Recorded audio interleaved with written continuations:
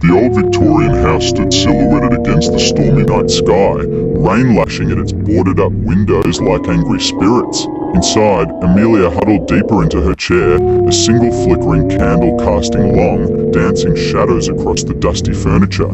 She shouldn't have come here alone, not after what the townsfolk had whispered. But curiosity, like the howling wind outside, had proven too strong to resist. The whispers spoke of the house's previous owner, a renowned puppeteer who had met a tragic end. They said his presence lingered, his grief echoing through the empty halls. Some even claimed to hear the chilling sounds of music boxes and the soft, hollow laughter of children coming from within the abandoned home. Amelia, a rider drawn to the macabre, had scoffed at the stories. Yet, as the night deepened and the storm raged on, she couldn't shake the feeling of being watched. A cold draft snaked through the room, stirring the decaying velvet curtains like ghostly fingers. Suddenly, a distinct sound pierced the silence, the delicate tinkling of a music box. It seemed to drift from the floor above, each note sending a fresh wave of goosebumps down Amelia's arms.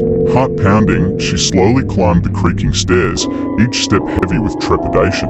The music grew louder as she reached the landing, leading her towards a room at the end of the hallway.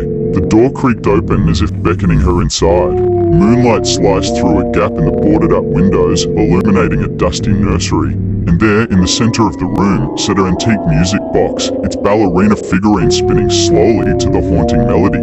As Amelia stepped closer, she noticed something else. Propped against the wall, almost hidden in the shadows, was a wooden chest.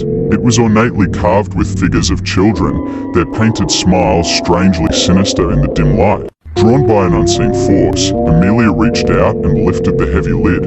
Inside, nestled on faded velvet, lay a collection of intricately crafted puppets. But as the moonlight caught their faces, Amelia gasped. Their painted eyes, wide and staring, seemed to lock onto hers with an unnervingly lifelike quality.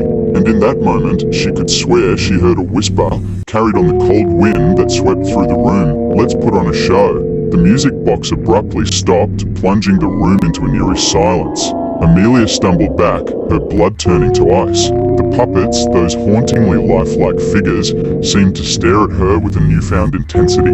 As a cold dread washed over her, Amelia knew she was no longer alone in the house of the puppeteer.